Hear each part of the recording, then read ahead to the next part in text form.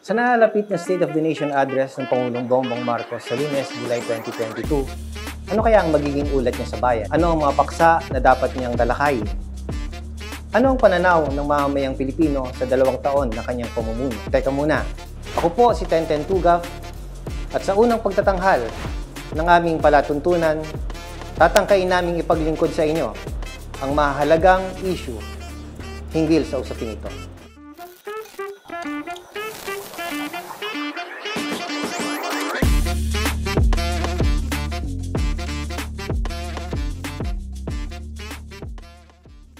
Sa gabang ito, mapalad po tayo dahil kapiling natin ang pinuno ng Philippine Information Agency, si Director General Joe Torres. Prior to his stint in government, Mr. Torres was a reporter, an award-winning author, and at the same time po, ang kanyang reportorial coverage, ang kanyang reportorial skills ay hindi matatawaran. Sa pagkakataon pong ito, tutulungan niya tayong maunawaan ang mga paghahanda na ginagawa ng kanilang tanggapan at ng buong administrasyon para sa napakahalagang pagtitipon na ito. Magandang gabi. Good evening, magandang gabi po, magandang araw sa lahat. Gusto lang naming malaman na DG kung ano ang ginagawa sa kasalukuyan ng PIA para sa paghahanda dito sa SONA ng Pangulo. Ang Philippine Information Agency po ay siyang tinatawag nating grassroots communications arm ng ating pamahalaan.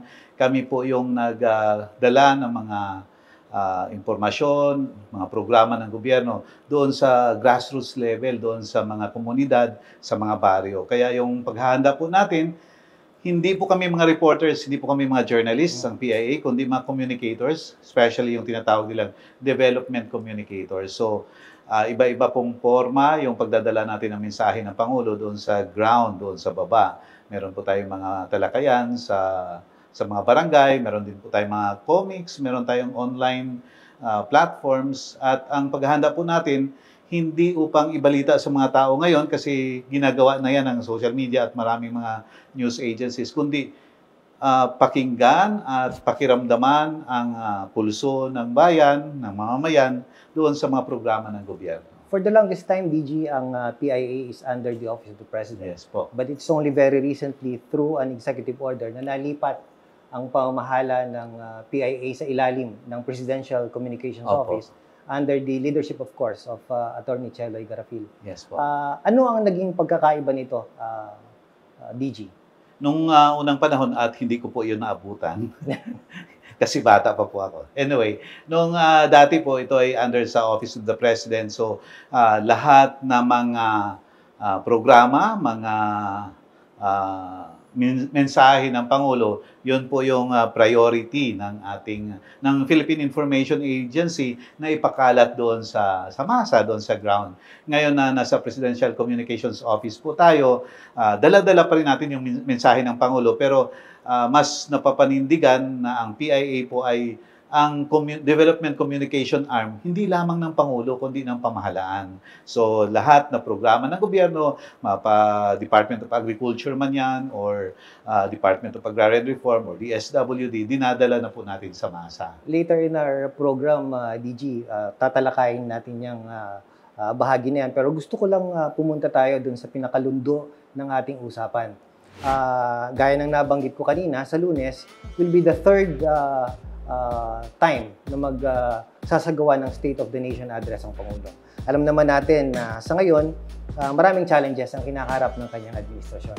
Ako po ay hopeful at naniniwala naman na siguro malaking bahagi po ang pag-uusapan o sasabihin ng Pangulo at i-report niya sa ating bansa ang patuloy na pag-angat naman ng ekonomiya at patuloy na pagtulong ng administrasyon na ito doon para iangat ang kabuhayan ng mamamayan. Makikita naman po natin ito sa mga proyekto at talagang hands-on po ang Pangulo sa pag-iikot sa buong bansa para titingnan yung mga proyekto para doon sa mamamayan. Hindi yung mga projects na pang telebisyon or pang report lamang, kundi yung mga proyekto na nararamdaman doon sa baba. For instance, yung mga beneficiaryo ng maraming mga programa tulad ng agrarian reform at iba't iba pang mga aspeto ng economic agenda ng ating Pangulo ang siyang personal niyang hinahatid talaga doon sa ating mga probinsya, lalong-lalo na doon sa mga mas nangangailangan. Tulad na lang halimbawa nitong mga nakaraang buwan, ay umiko talaga ang Pangulo at binalik-balikan niya ang mga probinsya sa Mindanao at ngayon po ay nagsisimula na siyang umiko sa Visayas. Yung inflation na DG is isa sa mga in a survey conducted by SWS sometime this year, lumalabas na ito yung pinaka-concern ng marami sa mga Pilipino. And I know for a fact na just very recently, dun sa mga datos na nakalap din natin, na na-encounter natin, mukhang bumaba naman yung inflation. From 3.5% parang naging 3.4 or somewhere. At ito ay manageable pa sa pagtataya ng ating mga economic managers dahil sa kanila, dapat naglalaro lang sa 3 to 4%. Yes po. Ngayon, DG, sa usapin ng inflation, just very recently in-announce ng palasyo na yung bigas kasi ay isa sa talagang malaking issue pagdating sa ating mga kababayan. Lalo pa at alam naman natin na during the elections, naging matinding mensahe ng Pangulo tungkol dyan. So merong mga programa ngayon ng administrasyon tungkol sa pagkakalat ng mga kadiwa centers. Can you walk us through, DG, kung ano ang mga impormasyon na nakakarating sa PIA na siya naman ikinakalat niya sa ating mga kababayan? Nitong sa kasalukuyan lang, nagsimula na yung mas mababang presyo ng bigas na sinimula natin sa para doon sa mga mas nangangailangan tulad ng mga PWDs, tulad doon sa mga beneficiaries ng AIX, ng DSWD at iba pang mga sektor na mas nangangailangan. At ngayon, dito sa Metro Manila, at ngayon ay mas lalong pinapalawak simula sa linggong ito at tuloy-tuloy na ito na mas mababang bigas all over the country. Pero i-prioritize muna natin yung mas nangangailangan. Later on, hopefully sa tulong ng pagsisikap po ng Department of Agriculture, ay mas lalo nating mapalawak yung coverage ng mas mababang bigas po. Yung pagbibigay ng ayuda sa ating mga kababayan, DG, I'm sure meron din mga balita na ikinakalat ang PCO, ang PIA, hinggil sa mga bagay na yan. Base sa inyong karanasan on the ground, ano ang nagiging pagtanggap ng ating mga kababayan dun sa patuloy na pagbibigay ng ayuda ng pamahalaan? Siyempre, sino ba namang hindi matutuwa kung makatanggap ka ng ayuda, maging cash man yan or goods mula sa pamahalaan, sa iba't ibang ahensya ng gobyerno. Pero ang emphasis po ng Administrasyong Marcos ay hindi po dapat ang mga Pilipino ay umaasa na lamang sa ayuda. Tayo po ang administrasyong ito ay tumutulong doon sa mas nangangailangan. Pero mas maganda po na bibigay po natin sa kanila, tuturuan natin yung ating mga mamayan na mangisda at hindi na lang natin sila paasahin na bigyan natin sila ng isda. Patuloy yung pagtulong, pagbibigay ng ayuda doon sa mas mga nangangailangan, lalong-lalo na doon sa mga kababayan natin sa mga rural areas. Pero mas emphasis po ng ating administrasyon na mas maiangat yung kanilang kabuhayan at ang pagtulong na ito ay simula pa lamang para maiangat nila yung kanilang kalagayan at sila ay makapagtrabaho at makahanap ng solusyon sa kanilang sitwasyon sa buhay. Teka muna, DG, matapos nating talakayin yung issue niyan tungkol sa ekonomiya, siguro gusto ko lang tumalon ng konti. Kasi ang isa sa pinaka-kontrobersyal at siguro concerning para sa maraming Pilipino ay yung paksa tungkol sa West Philippine Sea. Kontrobersyal dahil alam naman natin yung aggression ng bansang China ay patuloy. Pero sa isang banda, base sa mga datos ng mga nagdaang survey, lumalabas na itong paksang ito ay nagpapaalab ng damdamin bilang patriotiko o pagiging nasyonalista ng mga Pilipino. Sa tingin mo, DG, in the past, so na walang mere mention tungkol sa issue ng West Philippine Sea. Bilang isang journalist at dating journalist at sa nakikita mo na takbo nitong issue nito, may puwang kaya ang paksang ito sa laman ng sasabihin ng Pangulo sa SONA? Marami po ang umaasa na isa ito sa mga punto na hihimayin ng Pangulo sa darating na SONA, ang usapin ng West Philippine Sea. Kasi hindi po pwede nating ikaila na ito ay pinag-uusapan ng buong sambayanan kahit ng buong mundo ang issue dyan sa West Philippine Sea. Ang laban na sa issue ng West Philippine Sea, siyempre, alam naman natin, no match tayo pagdating sa military might ng China. In other words, hindi naman yan ang taktika na ginagamit ng pamahalaan sa kasalukuyan. Pero ang isang battleground dito, Gigi, pagdating doon sa propaganda. At ito siguro maaari kang magbigay ng iyong insight dito kasi labanan ito ng propaganda. At yung makinarya din ng China, talagang well-oiled din yan pagdating doon sa kanilang mga propaganda machinery. Pero sa ngayon, papaano natin na ibababa ng PIA, ng PCO, yung mga istorya na may kinalaman dito na maaaring kanguya-nguya o maaaring maintindihan sa pinakasimpleng paraan ng masang Pilipino. Ako po ay laging kinikwento ko ito every time na matanong ako tungkol sa ano nga ba ang relevance ng West Philippine Sea issue sa mga tao na nandun sa kabundukan ng Mindanao or sa mga malalayong lugar. Nitong mga nakalipas na buwan, meron pong pag-aaral yung Department of Health na mataas po yung kaso ng iodine deficiency sa ating bansa. Kung meron kang iodine deficiency, ang ibig lamang sabihin nun ay hindi ka kumakain ng mga isda o kung ano pa mga produkto galing sa dagat or hindi ka gumagamit ng iodized salt. Lagi kong sinasabi na sana talagang mapanindigan natin at ipagpatuloy natin yung laban na ang yaman ng West Philippine Sea ay para sa Filipino, para yung isda at mga clams at kung ano pa mang makuha natin sa dagat na yan ay makakatulong na mas mapababa yung iodine deficiency ng ating bansa. Alam po natin na pagdating ng Administrasyong Marcos, wala naman pong nagbago sa kalagayan dyan sa West Philippine Sea. Ang nagbago lang po yung approach natin sa pagsasabi ng katotohanan, sa pagiging transparent po natin kung ano yung nangyayari dyan. Sa ngayon po, kung dati sa mga nakaraang panahon, nakaraang taon, ay hindi natin binabalita o hindi natin sinasabi kung ano talaga ang tunay na kalagayan sa West Philippine Sea. Ngayon po, dinadala natin ang media, pinapakita natin kung ano ang tunay na kalagayan sa lugar na iyan. At ngayon, mas lalong nakikita ng mga tao mula nung early last year, nasa mababang mga 40% yung alam ng mga tao tungkol sa West Philippine Sea. Ngayon, nasa almost 70% or more than 70% na ang nagsasabi na handa silang ipaglaban ang West Philippine Sea dahil ito ay sa Pilipino. Yung taktika na yun, DG, malaking bagay. Meaning, yung pagdadala natin ng mga mamamahayag at pag-uulat natin on the spot kung ano yung aggression na ginagawa ng China laban sa ating mga tropa na nangangalaga ng ating mga karagatan na ito. Sa tingin mo ba, DG, at base na rin dun sa mga ginagawa ng inyong tanggapan at ng PCO, ito rin yung susi kung bakit nakaka-attract tayo ng global attention pagdating sa issue ito? Actually, una po yung international attention dyan sa West Philippine Sea dahil mas malawak po yung coverage ng international media sa West Philippine Sea bago tayo magsimula ng ating Transparency Initiative.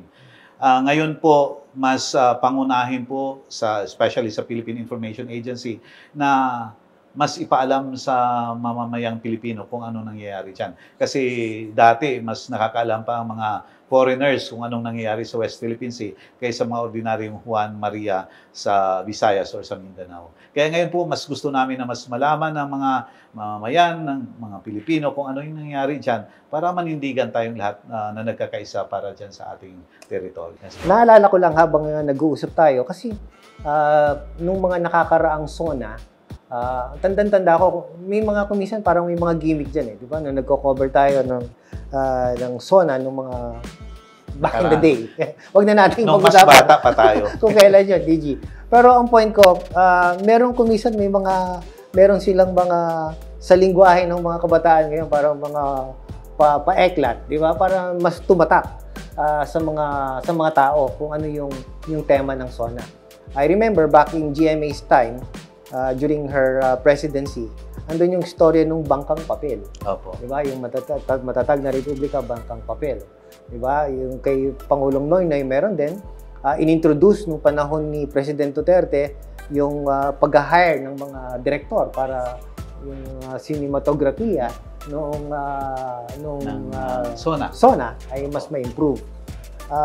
At On the first SONA of the President, alam ko, meron din ganon dahil very much involved at that time si Director Paul Soriano. At ngayon, alam naman natin na wala na siya sa pamahalaan. Pero meron ka bang knowledge, DG, kung merong ganitong peak ngayon dito sa nalalapit na SONA ng Pangulo? More straightforward po ang ating ang Pangulo ngayon sa kanyang pag-deliver ng SONA. Ang Radio Television Malacanang po, RTVM po, ang siyang lead doon sa coverage ng SONA. So it will be formal delivery ng SONA, and we're expecting a very straightforward SONA from the President this time. Alam naman natin na ang pinakamalaking budget na ginugugol ang pamahalaan ay isang usapin ng edukasyon.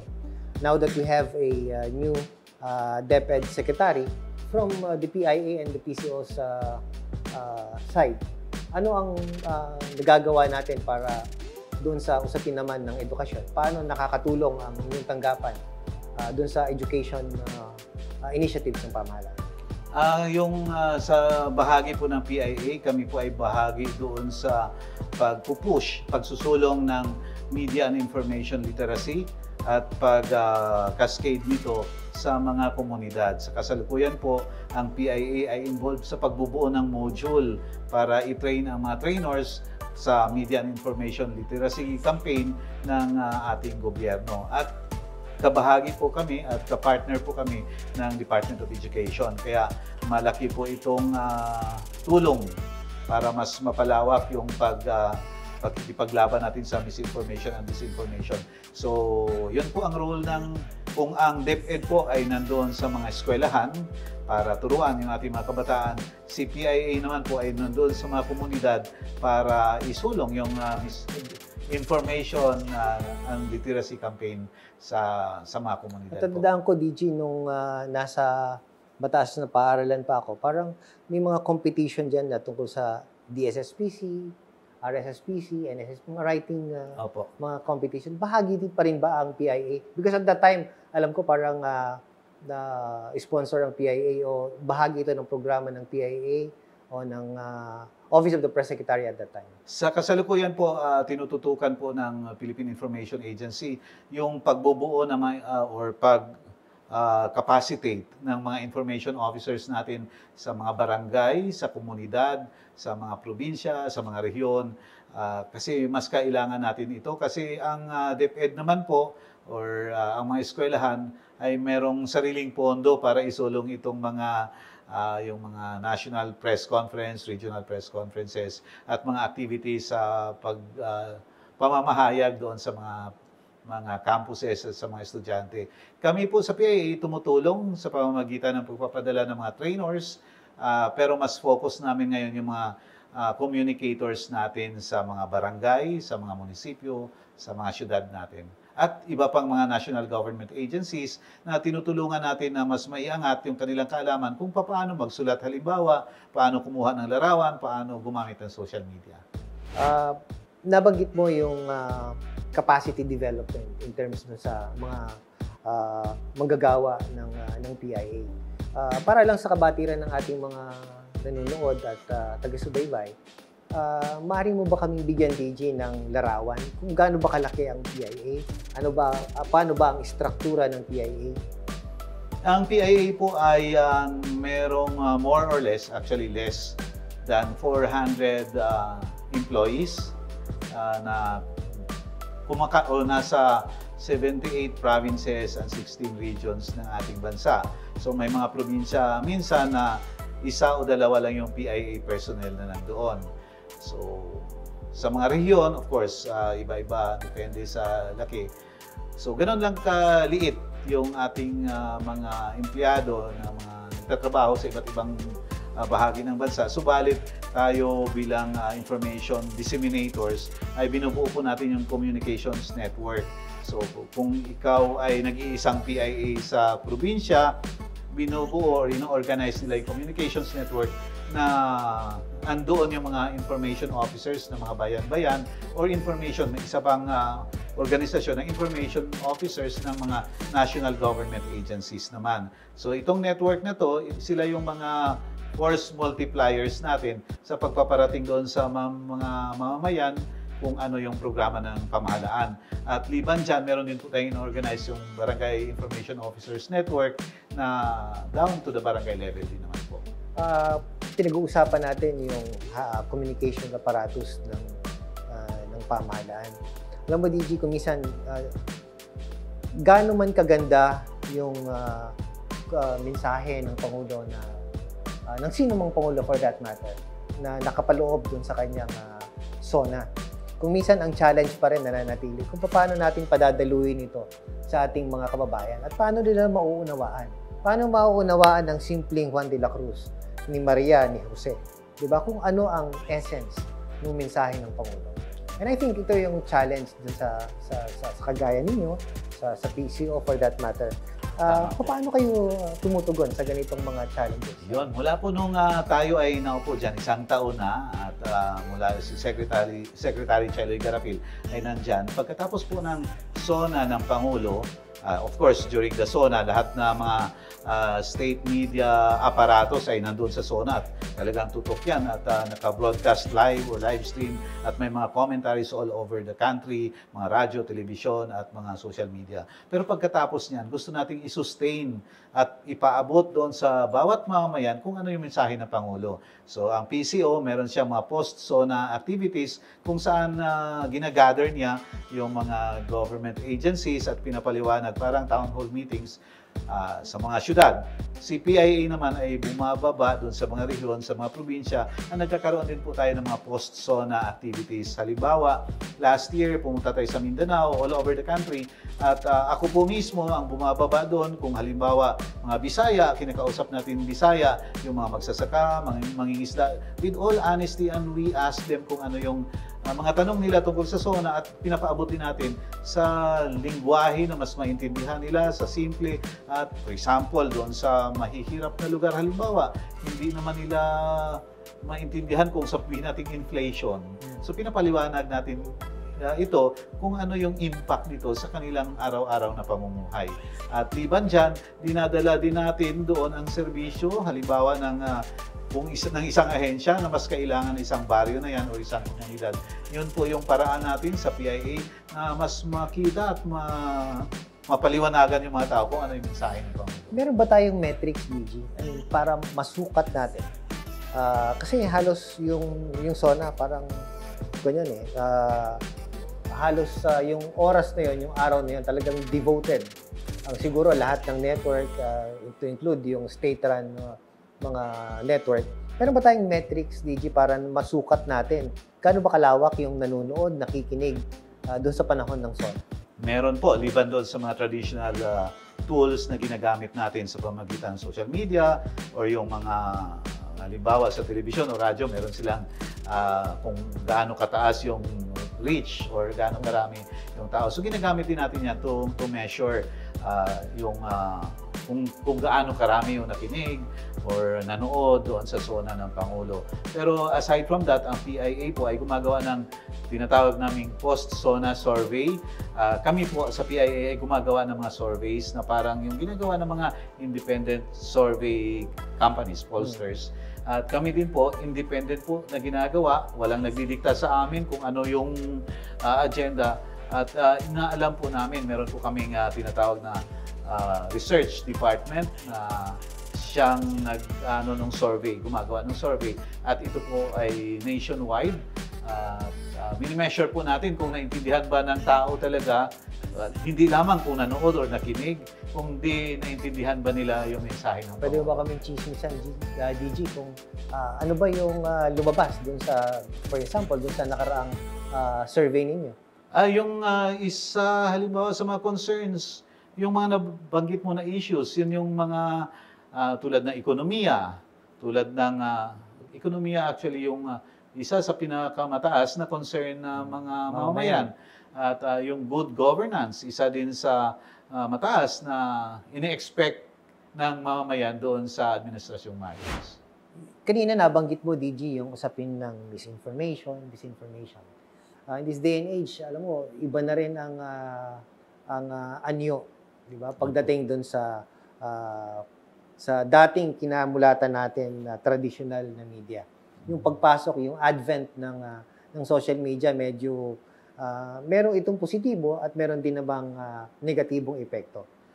Sa tingin ko, isa ito sa mga, gaya ng sinabi nyo kanina, isa ito sa pilit nating nilalabanan. Kasi yung kasinungalingan, pag paulit-ulit na binabanggit at sinasabi, di ba, ay kumisan sa pananaw at paninig ng mga mamamayan, ng taong nakakaunawa, nagiging katotohanan na rin ito, DG. Maaari ka bang mag-elaborate, DG, kung ano yung ginagawa ninyo naman to counter itong mga ganitong mga banta? Actually, napakadaling ng order sa akin, yung mission ko, nung ako'y umupo. Magsabi lang ng katotohanan. Kung matraffic sa Commonwealth Avenue, sabihin na matraffic sa Commonwealth Avenue or sa SLEC or NLEX. Huwag na tayong magkunwari na hindi matraffic. Sabihin natin kung matraffic para mabigyan ng solusyon ng gobyerno ang mga ganong issue. So, to counter misinformation and disinformation, iisa lang po yung kautusan sa atin. Magsabi lang po ng totoo. Kung tunay na kalagayan ng ating bansa ay marami pa rin mga Pilipino halimbawa na naghihirap, sabihin natin na maraming naghihirap upang mabigyan ng solusyon ng pamahalaan kung ano ang kanilang kailangan. Paano natin hinahandle yung pagdami, kunwari, ng mga content creators? Opo. Kagaya nito, yung programa natin, ito ay napapanood, napapakinggan sa ilang social media platforms, kagaya ng Facebook, kagaya ng YouTube, and eventually siguro Spotify. Under the leadership of Secretary Garafil at siguro sa inyo na rin, paano natin na-engage yung mga nasa online media? Yes po. Para makatulong ng pamahalaan. Sa PIA halimbawa, meron po tayong 98 Facebook accounts or Facebook pages. So, bawat rehiyon, bawat probinsya, meron po silang kanilang Facebook pages para i-address kung ano yung mga pangangailangan or interest doon sa particular na lugar. Halimbawa, kung nasa sa Tawita o sa Zamboanga Peninsula ka o sa Zamboanga City, meron po tayong Facebook page na in Chabacano para makapag-engage doon sa mga komunidad o mga tao doon sa rehiyon. Hindi kailangan na pupunta, kaya hindi kami naghabol na ang isang, for example, PIA page ay million yung subscriber or followers kasi hindi naman namin sila kailangang buong Pilipinas ang pupunta sa isang Facebook account namin. Kasi, for example, ang Facebook account ng mga Chabacano ay doon sa mga Chabacano-speaking people. So, meron po tayong, ang PCO po ay may sarili din silang mga social media accounts and pages na nagpapatuloy sa pagpapahayag kung ano yung programa ng gobyerno. Siguro, DG, isang na lang dito sa usapin na ito. Kanina nabanggit ko yung mga content creators, yung mga vloggers, siguro yung mga podcasters, di ba? Tayo kasi dun sa panahon natin, iba yung training ng traditional media. Traditional, di ba? You verify your facts, you double check, ganap ka ng ibang mga etc. Pero dito, iba yung pagtrato sa pangangalap at paghahatid ng balita. Yes po. Tatanggalin ko, DG, subukan natin tanggalin yung Sumbero bilang PIA Director General. Bilang dating mamamahayag, siguro gusto ko lang makita yung opinion mo kung payag ka ba, kunwari, nabigyan ng accreditation yung mga vloggers, yung mga podcasters, para siguro mag-cover ng mga major beats. Wala pong problema sa tingin ko. Kailangan na mas maging malaya yung access to information, mas democratize yung access na information para sa lahat. Kasi ang media, even yung traditional media naman, ay humuhugot lamang or yung kanyang power lamang ay nandoon kung ilan yung kanyang nagbabasa or nanonood. Siya ay representante ng mamamayan, ng ordinaryong mamamayan. Kaya nga, nag-claim tayo public service and etc. Sa kasalukuyan, mas malawak po ang reach. Mas marami po ang nanonood, nakikinig doon sa mga vloggers, doon sa mga content creators, na siguro mas mabigyan natin sila ng access doon sa information dissemination. So for example, sa mga PIA press conferences, we welcome vloggers and content creators. as long as magiging responsable din sila sa kanilang mga content na ginagawa. At alam naman po natin, ang Meta itself, ang iba't ibang social media platforms, meron naman silang rules kung ano yung dapat, kung ano yung responsable na paggamit ng mga tools na iyan. At hindi po natin sila pinagbabawalan.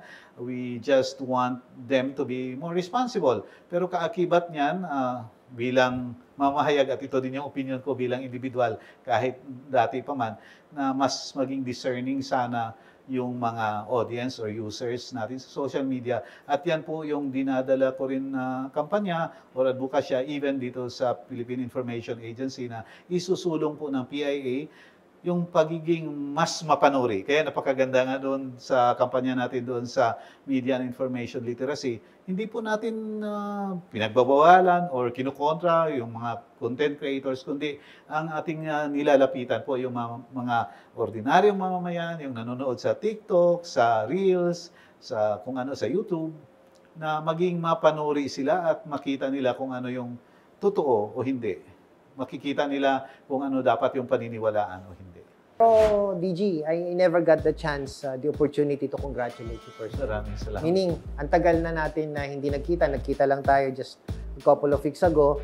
At natutuwa ako dahil sa totoo lang, kailangan ng pamahalaan ng mga taong kagaya. Salamat. So, congratulations on your appointment. At siguro, bigay ko na rin yung pagkakataon sa iyo para magbigay ng mensahe sa ating mga taga-subaybay, sa ating mga kababayan, para naman may parating mo sa kanila yung mga mensahe mula sa inyong tanggapan at sa PC Online.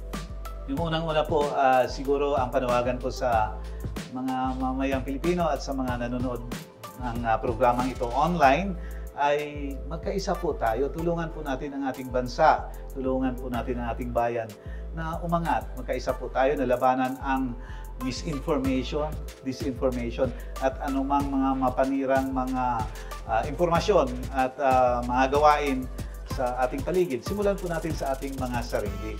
Simulan po natin na maging mapanuri. Simulan po natin sa ating mga sarili na matuto sa ating mga nakaranasan, sa ating mga naging karanasan, at isulong po natin yung pagkakaisa para ma-achieve din po natin, makamit natin yung tunay na paganda ng buhay natin at tunay na kapayapaan sa ating bansa. Yun lang po. Salamat, DG Joe. At sa inyo pong lahat, muli, nagpapasalamat po kami sa ngalan ng aking mga kasamahan sa palatuntunan ito. Kung pagbibigyan nyo kami sa aming lambing, maaari po ninyo kaming masubaybayan sa aming mga online channel at saka pages. Meron po kami sa Facebook, meron din po kami sa YouTube, at meron din po kami sa ibang mga platforms pa. Sa pamamagitan po nito, gusto namin kayong makasama, maging bahagi ng kwentuhan na kagaya namin ginagawa ni Director Joe Torres ngayon. Simple lamang po ang pakay ng programang ito. Dito sa aming unang pagtatanghal, gusto lamang po namin na makapag-share sa inyo ng opinion mula sa aming mga subject matter experts, sa mga inaanyahan nating mga panauhin, maipaabot namin ito sa inyo, at kayo mismo ay magkaroon ng kalayaan upang makapagpasya rin sa inyong mga sarili. Muli po, sa ngalan ng aking mga kasamahan dito sa programa, ako po si Tenten Tugaf. Magkita-kita po tayo sa susunod na episode ng Teka Muna.